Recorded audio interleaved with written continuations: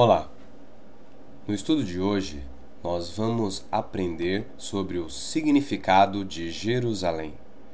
Esse é um tema muito importante a fim da gente compreender o trabalho de separação que o movimento jesuíta causa no meio cristão, em especial no meio adventista do sétimo dia. Na mente de um separatista, o que é um separatista? Um separatista é alguém que está na igreja e a postura dela, ao invés de ser ir e salvar almas do pecado, trazendo pessoas para a igreja, o trabalho dela é separar os membros da igreja. E eles usam posturas doutrinárias, inventando falsas doutrinas, falsas teorias e combatendo com aquilo que a igreja crê, de modo que há conflitos internos e a igreja acaba se esfacelando. Então, na mente de um separatista, Jerusalém representa a igreja adventista do sétimo dia. E um texto que eles usam para inferirem essa questão é o de Testemunhos para a Igreja, volume 8, página 67. Está escrito lá: Jerusalém é uma representação do que a igreja será se recusar a andar na luz que Deus tem dado. Bem, é evidente que não temos andado como deveríamos na luz que Deus nos deu. Então eles acabam chegando à conclusão de que Jerusalém é uma representação da igreja adventista do sétimo dia. Eles estão corretos quanto a isso? Bem, o texto é claro, né? Se nós estivermos nos desviando da luz que Deus nos deu, né?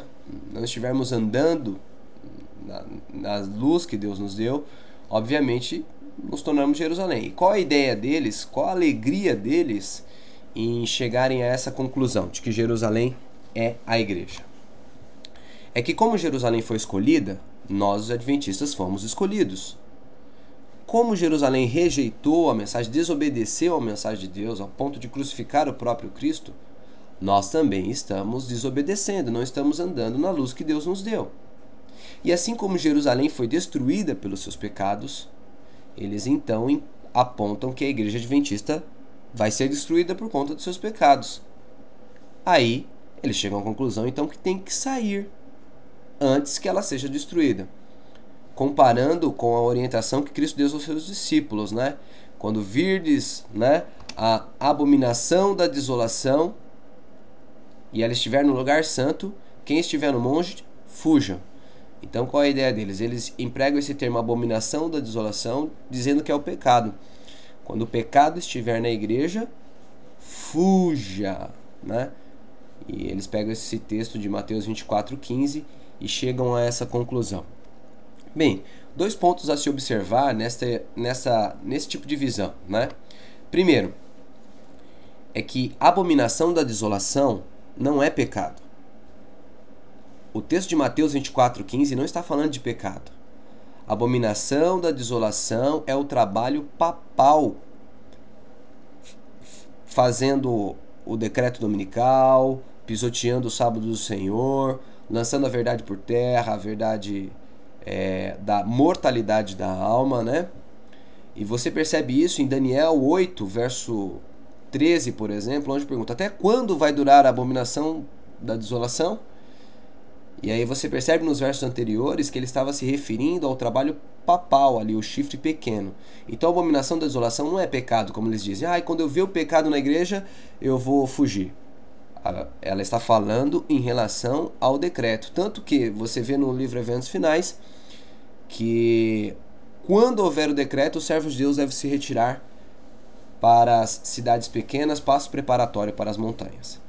Segundo problema aí que a gente encara nesse tipo de raciocínio é a leviandade com que eles tratam a ideia de Jerusalém, como se a igreja não tivesse nenhum escrúpulo, nenhuma posição, nenhuma guia divina, como se o capeta já tivesse tomado conta de tudo e aí vamos sair. Será que Jesus tinha esse pensamento? Se Jesus fosse convidado a sair de Jerusalém, como é que ele agiria? Agiria tão profanamente como eles têm agido? Jesus um dia foi convidado a sair de Jerusalém. Naquela mesma hora, alguns fariseus vieram para dizer-lhe: retira-te, vai-te daqui, porque Herodes quer te matar. Ele, porém, lhes respondeu: ide dizer àquela raposa que hoje e amanhã expulso demônios, curo enfermos, e no terceiro dia terminarei. Importa, contudo, caminhar hoje e amanhã e depois, porque não se espera que um profeta morra fora de Jerusalém. Veja só que Jesus estava correndo risco de morte. E se há uma razão para fugir de Jerusalém, com certeza era essa.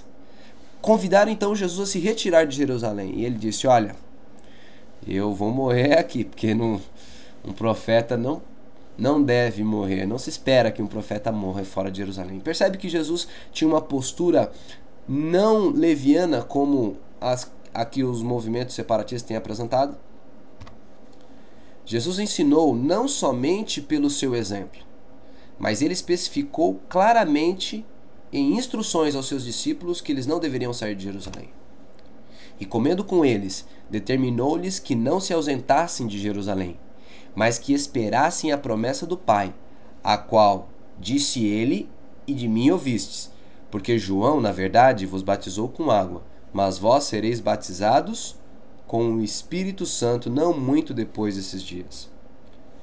Então Jesus determinou para os seus discípulos que eles deveriam permanecer em Jerusalém, até que do alto eles fossem revestidos de poder. Jesus já tinha dito para eles em Mateus 24 que Jerusalém seria destruído, que ali não restaria pedra sobre pedra.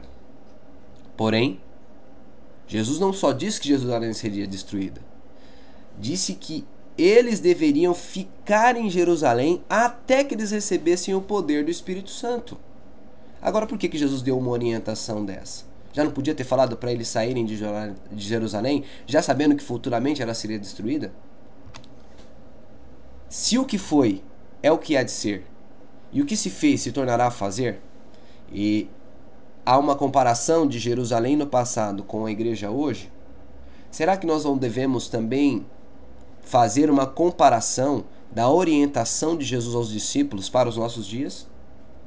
Será que Jesus também não está dizendo para nós permanecermos em Jerusalém até que sejamos batizados com o poder do Espírito Santo na chuva serôdia? Com certeza o chamado de Cristo não é para que saiamos, mas para que fiquemos em Jerusalém. Em Testemunhos para Ministros, página 443, está escrito o seguinte: necessitamos de uma reforma completa em nossas igrejas. Então, não estamos andando na luz, então precisamos nos reformar. Em todas as nossas igrejas necessitam de uma reforma. O convertedor poder de Deus deve penetrar na igreja. É o Espírito Santo. A igreja precisa receber o Espírito Santo. Mas olha só que interessante. Abandonai os vossos pecados e esperai em Jerusalém, até que sejais revestidos de poder do alto.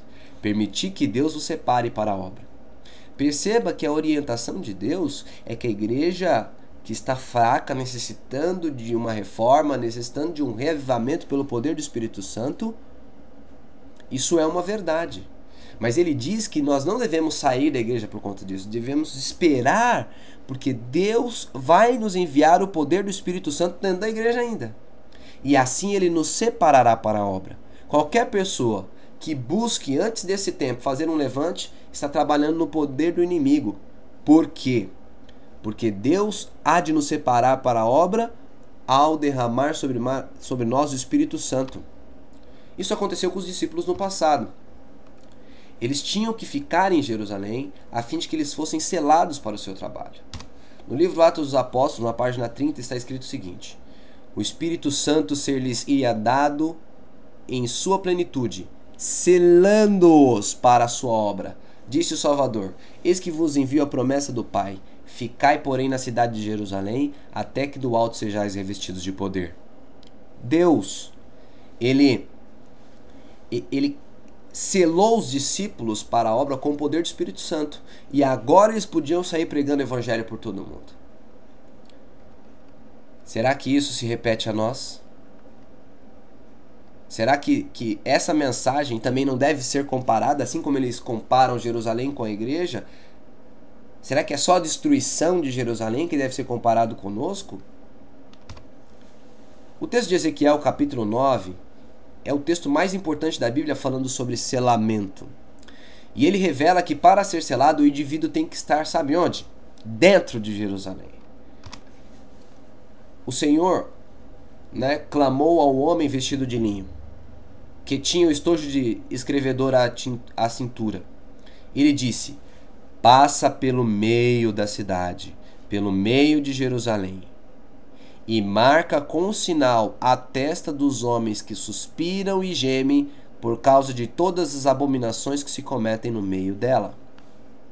Perceba que o selamento não ocorre fora de Jerusalém, mas dentro de Jerusalém. É por isso que os 144.000 são chamados virgens, porque eles não participam de movimentos separatistas. Eles não estão fora, eles estão na igreja virgem, na pura, na que Deus escolheu, na que Deus fundou por meio da profecia.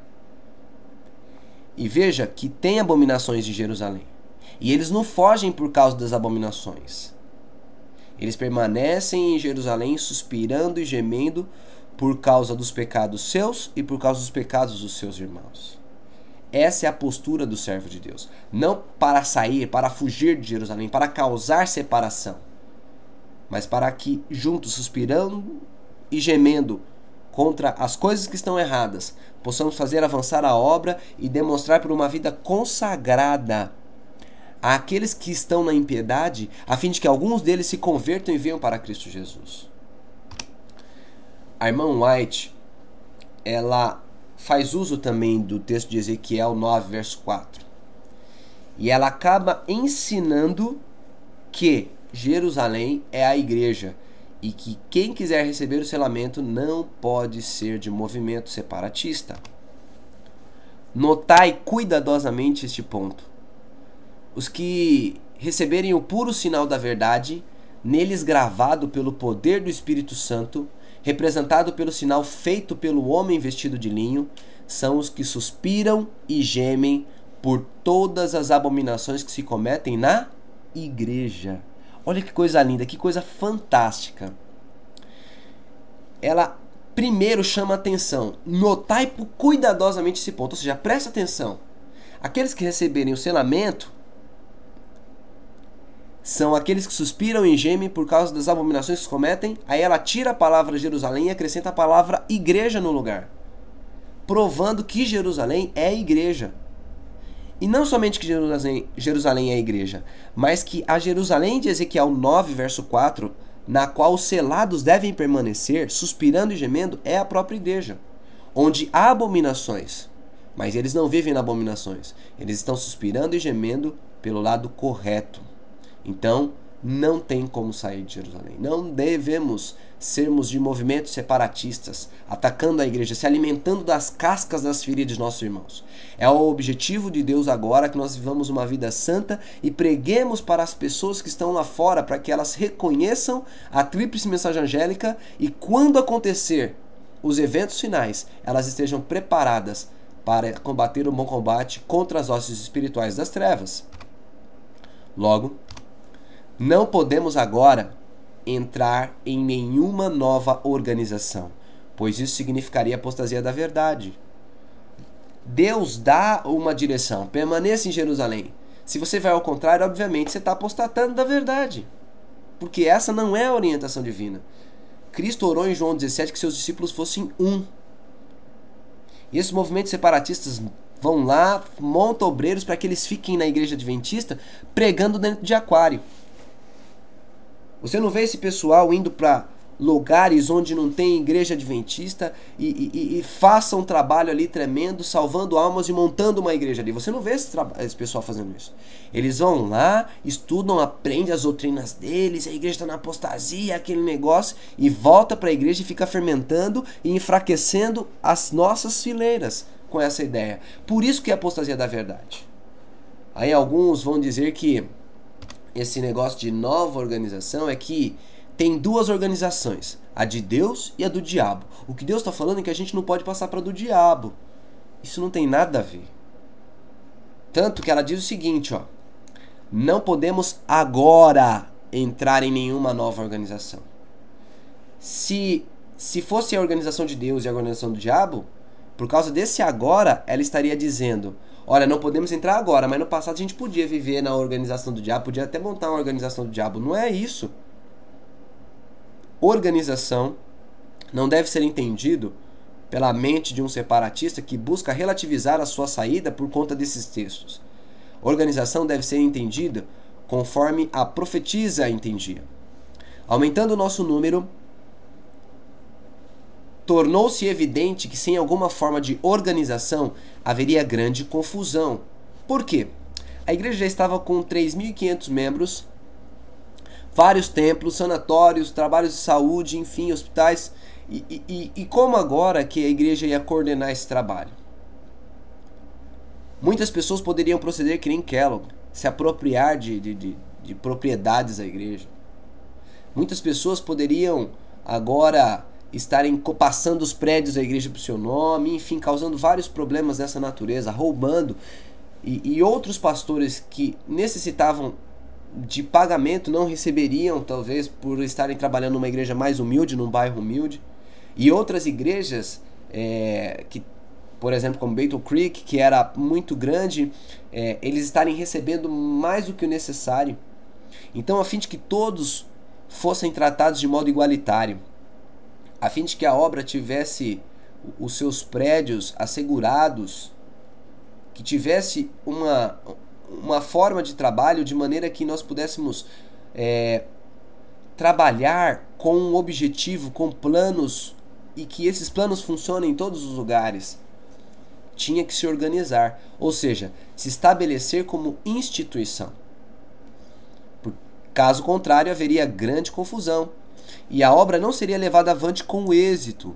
A organização era indispensável para prover a manutenção do ministério. Então, a organização, na mente da profetisa, é montar uma instituição, é estabelecer uma instituição. E ela está dizendo que não podemos entrar numa nova organização, não podemos estabelecer uma nova instituição. Não somos Babilônia. Alguns movimentos separatistas, não todos, apontam que a igreja adventista é Babilônia, mas isso é uma mentira. Para a Babilônia, a mensagem de Deus é: sai dela, povo meu. E é sai dela porque não tem jeito mais da Babilônia. Mas para a sua igreja ele diz: sê zeloso e arrepende-te. Por quê? Porque aqueles que se arrependerem, que suspirarem e gemerem dentro de Jerusalém, serão selados, receberão o poder do Espírito Santo, e aí eles vão pregar primeiro em Jerusalém, que nem os discípulos testemunharão primeiro em Jerusalém, depois na Judéia, que são as igrejas evangélicas que não conhecem a verdade, e depois Samaria, que era o lugar onde só habitava gentios. Eles vão pregar para as pessoas que são do mundo até os confins da terra, e a obra será terminada. Então a igreja não é Babilônia. Após o derramamento do Espírito Santo, acontecerá o seguinte: as formas da religião continuarão a ser mantidas por um povo do qual o Espírito de Deus será retirado. Olha que coisa interessante. O Espírito de Deus vai ser derramado, e os servos de Deus, estando em Jerusalém, vão testemunhar primeiro em Jerusalém. Só que as pessoas que não receberem o Espírito Santo vão achar que esses que receberam o Espírito Santo estão loucos, são extremistas, são fanáticos, estão bêbados. Isso a gente pode ler na meditação matinal Cristo Triunfante, no dia 30 de dezembro, o irmão White fala isso. Quando o Espírito Santo descer, é o que vai falar para os servos de Deus. Então esses servos de Deus vão testemunhar primeiro em Jerusalém. Só que em Jerusalém, dentro da igreja, eles não vão conseguir o espaço, porque o joio vai perseguir, vai oprimir e vai chicoteá-los dentro das sinagogas. E vai chegar mesmo ao ponto de: aquele que vos matar julgará estar cumprindo a vontade de Deus. Por quê? Porque ao sair o decreto, esses servos também, além de chamarem a igreja a um reavivamento, eles vão dizer: nós precisamos sair das grandes cidades e ir para as cidades pequenas.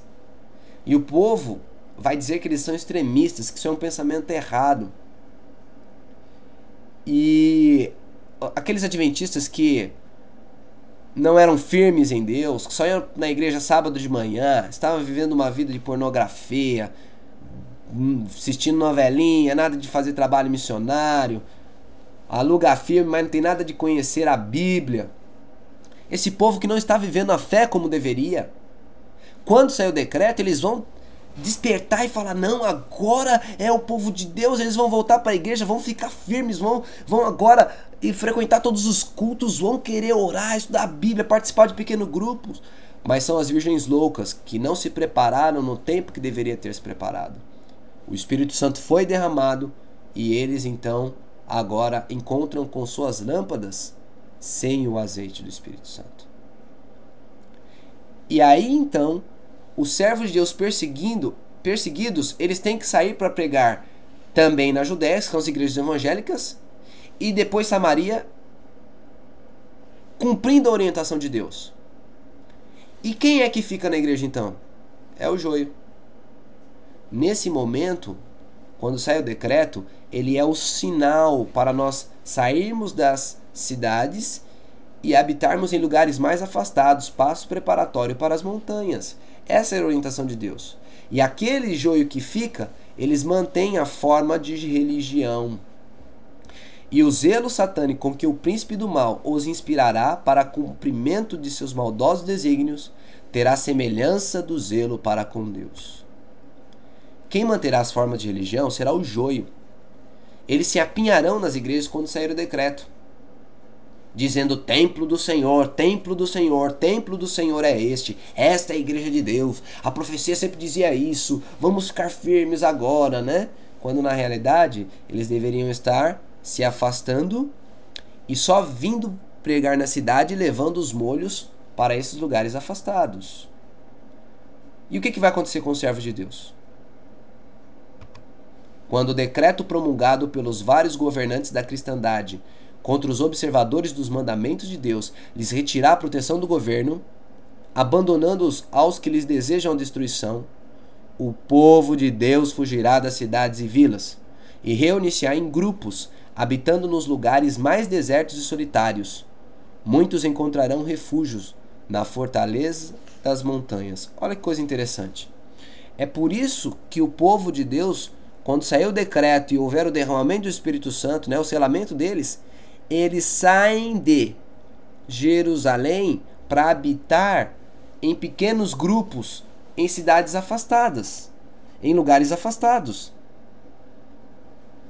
Esse é o cumprimento profético.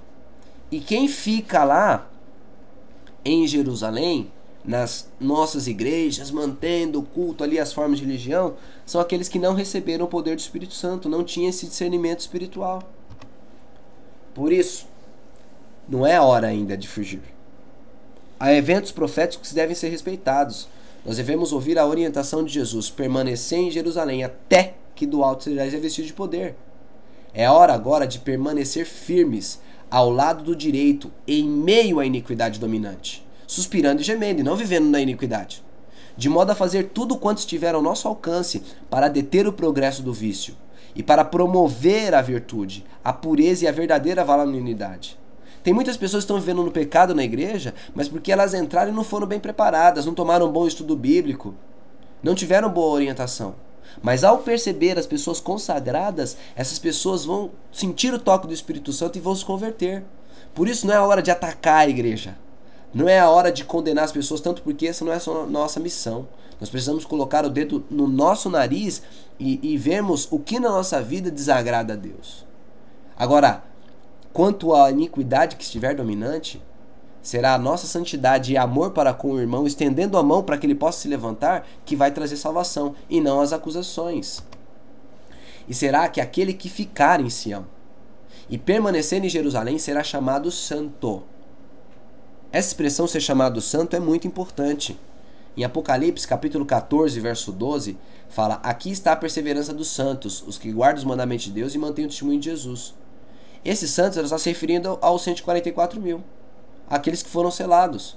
Aquele que ficar em Sião e permanecer em Jerusalém é que será chamado santo, é que será dos 144 mil. Aqueles que saem, não, porque eles deixam de ser virgem.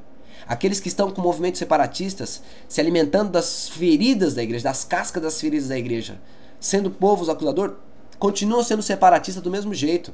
Não estão fazendo como Cristo orientou, que nós precisamos de união, sermos um, a fim de que, pelo nosso amor, um para com o outro, o mundo reconheça que somos discípulos de Cristo.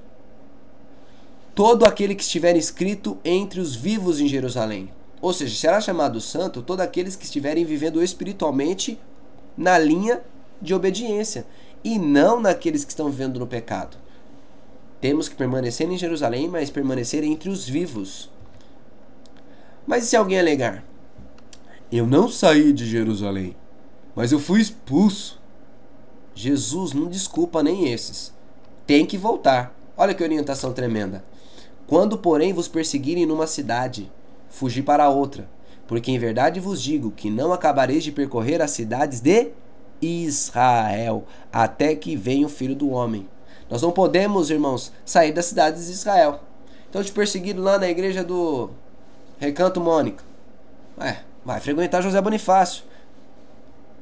Perseguiram no Bonifácio por causa da consagração, né? Porque tem pessoa que é perseguido por fanatismo e acha que é mártir, né? Então, nós não temos nem desculpa se for perseguido. Jesus mesmo estava com risco de morte e ele falou, olha, o meu exemplo é para ficar, então vocês aprendam a ficar. Não importa o que aconteça, é melhor morrer aqui dentro, porque não se espera que um profeta morra fora de Jerusalém. Eis as orientações divinas. Quando os discípulos também estavam caminhando para Emaús, depois da morte de Jesus, Jesus foi lá e fez esses discípulos voltarem para Jerusalém. E eles ficaram, receberam o Pentecoste lá e viram a obra de Deus crescer. Mas se eles tivessem ido para Emaús e ficado lá, não teriam recebido esse derramamento e não teriam visto todos esses acontecimentos espirituais. Deus declara que a Igreja Adventista do Sétimo Dia, mesmo com os males causados pelo joio, irá até o fim do mundo. E é ela quem vai iluminar o globo terrestre com a mensagem. Embora existam males na igreja e tenham de existir até o fim do mundo, é interessante que aqui ela está falando que duas coisas vão existir até o final do mundo: os males e a igreja. Não tem outra. Não adianta ficar acusando a igreja, condenando a igreja ou querendo fazer um movimento separatista. Não adianta. Vai ter males sempre na igreja, porque na igreja sempre vai ter o trigo e o joio. E o joio não vai obedecer, o joio vai fazer o que é errado. E há separatistas que ficam dentro da igreja fazendo o quê? Observando as atitudes do joio e generalizando, como se toda a igreja fosse aquilo, fosse desobediente. Será que não tem povo de Deus que faz a vontade de Deus? Será que não tem pregadores maravilhosos aí na igreja? Trabalho bonito do pastor Bulhão, trabalho bonito aí do Luiz Gonçalves, do Roberto Mota. Roberto Mota, por exemplo, é um homem que faz 60 dias numa igreja, sai, vai 60 dias em outra, sai, faz 30 dias em outra. E isso não é trabalho bonito? Será que não tem obreiros de Deus, obreiros de valor pregando a mensagem ao mundo? Será que a postura do presidente em pedir reavivamento e reforma não ajuda em nada? Será que ele trabalha a série Princípios que foi feito? É um material do Satanás? Não tem coisa boa na igreja, mas eles se alimentam só do que é negativo, do que é errado, da vida do joio, acusando como se aquilo fosse a igreja. Mas Deus disse que teria males na igreja e vai permanecer até o fim. Mas é essa igreja fraquinha que há de ser a luz do mundo poluído e desmoralizado pelo pecado. Ela não vai ser a luz por causa do joio. Ela não vai ser a luz por causa dos seus males. Ela vai ser a luz porque dentro dela também tem o trigo. E o trigo vai pregar a mensagem. Que trabalho maravilhoso desse médico aí, o Sr. Mar Cristo. Entre outros. Nós precisamos, irmãos, trabalhar do lado da verdade. E aquilo que é mal, nós temos que suspirar e gemer. E pelo exemplo de santidade, pregando a palavra, nós podemos então resgatar os nossos irmãos que estão fracos aí na fé. E não permitir que Satanás os leve para a perdição.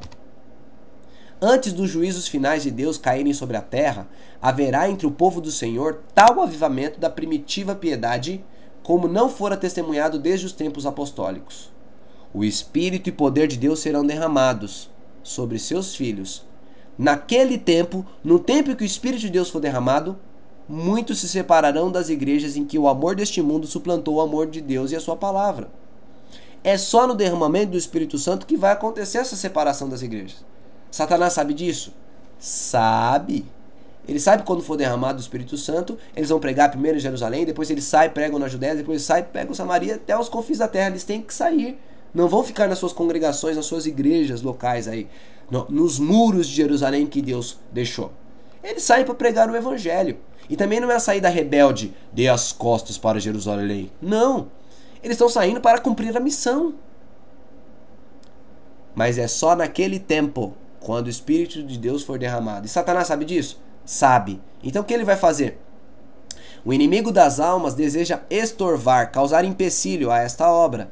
E antes que chegue o tempo para o derramamento do Espírito Santo e essa saída, ele esforçar-se-á para impedi-la, introduzindo uma contrafação, uma falsa saída antes do selamento.